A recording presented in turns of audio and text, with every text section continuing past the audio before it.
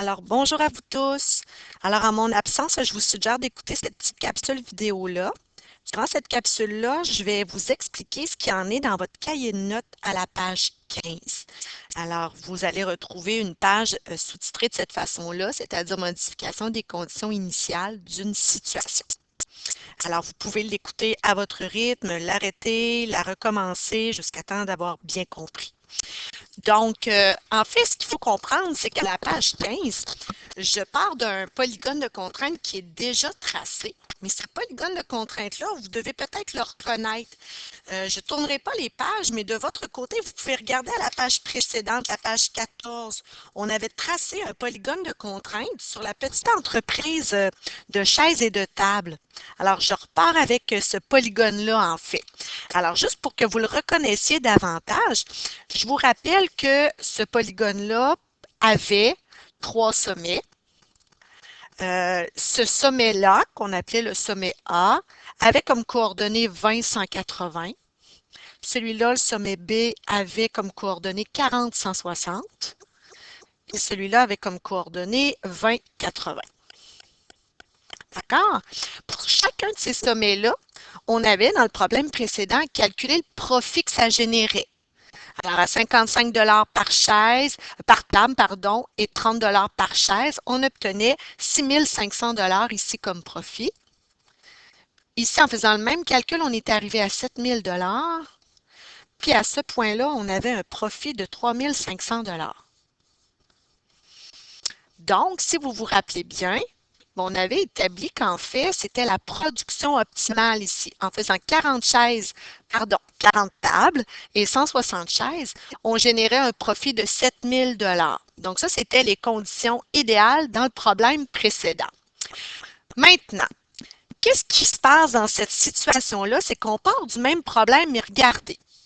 Après la première année, la compagnie doit respecter une nouvelle contrainte. Alors, c'est possible qu'on ait à travailler sur ce type de problème-là. Une optimisation qui a déjà été faite, puis bang, une nouvelle contrainte arrive. Une chaîne de montage qui est défectueuse, quelques employés qui sont malades dans un département.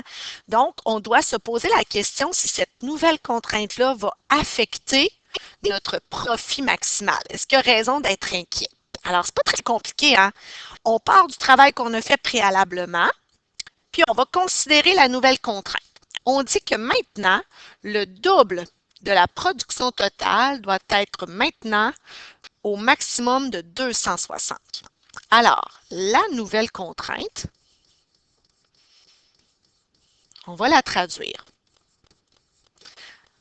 Alors, la nouvelle contrainte, c'est qu'on dit le double de la production.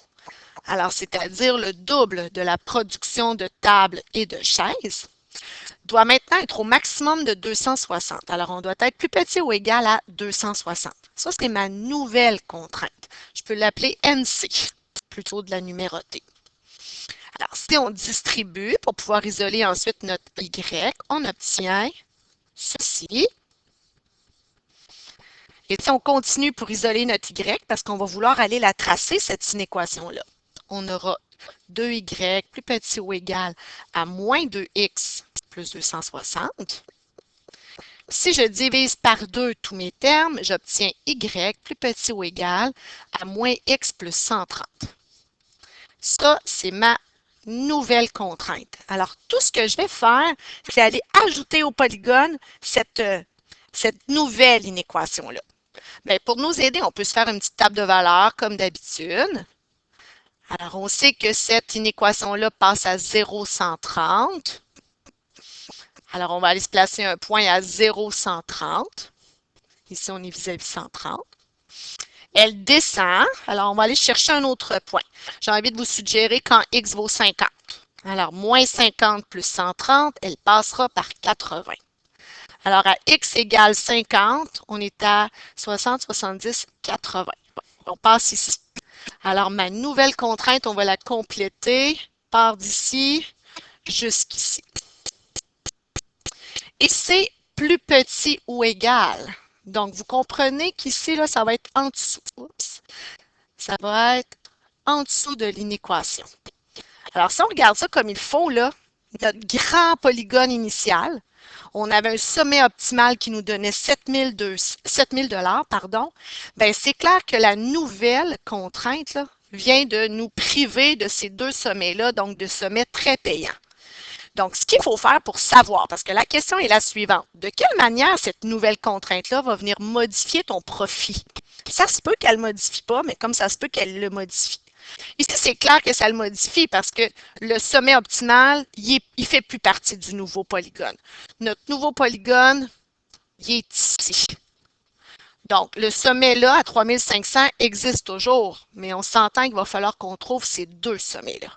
Alors, le sommet D et le sommet E. Alors, là, ce qu'on va faire pour gagner un peu de temps, parce que je ne veux pas que la vidéo soit trop longue, je vous explique en fait qu'il va falloir qu'on retrouve les coordonnées du sommet D puis les coordonnées du sommet E. Vous savez comment faire, hein? Ici, on sait qu'on est à x égale 20. Puis on va chercher dans cette droite-là, lorsque x vaut 20, qu'est-ce que y vaut? Donc, on s'aperçoit que c'est 110. Alors, je ne ferai pas toute la démarche pour trouver les coordonnées. Pour ce qui est du sommet E, c'est lorsque cette droite-là rencontre cette droite-là. Alors, en faisant la méthode de y égale y, on réalise ici que le sommet E a comme coordonnées 26 puis 104. Alors là, l'idée, c'est que ces nouveaux sommets-là, on va aller calculer le profit. Alors, nos nouveaux sommets, on va aller calculer notre nouveau profit. Alors, le nouveau, ou même on peut mettre au pluriel parce qu'on en a deux à analyser. Et on verra lequel des deux est le meilleur. Alors, on a au sommet 20, 110. On va aller calculer le profit. Alors, 55 fois 20 plus 30 fois 110. On s'aperçoit que ça nous donne un nouveau profit de 4 400 $. Par contre, ce nouveau sommet-là, alors celui qui est à 26 104, on va aussi l'analyser. Alors, 26 et 104. Le calcul du profit, 55 fois 26 plus 30 fois 104. On obtient un nouveau profit, cette fois de 4 550 $. Hein? Alors, entre les deux, vous êtes conscient que c'est celui-là qui est le meilleur. Alors, 4 500 $, c'est meilleur que 4 400. Ça veut dire que si on revient dans le dessin, initialement, c'était 7 000 $ qui était le meilleur. Mais en fait, ici, pour ce nouveau sommet-là, bien, on a maintenant un profit de 4 550. Alors, on en a perdu, c'est sûr. Donc, celle-là, on n'a plus accès à ça. On a accès ici à un 4 400 pour lui, puis un 4 550 pour lui. Donc, le meilleur, à défaut d'avoir perdu les autres, c'est 4 550. Alors, si on veut vraiment répondre à la question, de quelle manière ça affecte notre nouveau produit, mais c'est là qu'on voit qu'il y a une baisse de profit, puis on va le calculer. Alors, hein, l'impact ou la réponse, mais qu'est-ce que ça crée comme modification? Mais le profit maximal est diminué de, en fait, je peux faire la soustraction, 7 000 $ moins 4 550 $. Bien, en fait, la diminution correspond à 2 500 $. Alors, l'impact, c'est 2 500 $. Alors, c'est comme ça qu'on doit procéder pour répondre à ce genre de questions-là. Alors, souvent, le polygone est déjà fait. On a juste à ajouter la nouvelle contrainte, puis à voir finalement, par rapport à mes nouveaux sommets, quel impact ça a eu sur l'ancien profit maximal que j'avais. C'est clair que si, au lieu d'assurer en dessous, on avait eu une situation où on avait assuré au-dessus, bien, notre nouveau polygone qu'on aura obtenu, on se serait retrouvé avec les sommets optimaux auraient resté dans le nouveau polygone. Alors, il n'y aurait eu aucun impact dans un cas comme ça. Mais dans le cas où on a assuré en dessous, on perdait les sommets B, notre sommet optimal, alors on devait en trouver un autre. Alors, je vous invite à réécouter au besoin, s'il y a lieu, mais de vous attaquer dans votre document d'exercice à la page 33, le numéro 26 qui s'appelle « Conseil des élèves ». C'est le même principe.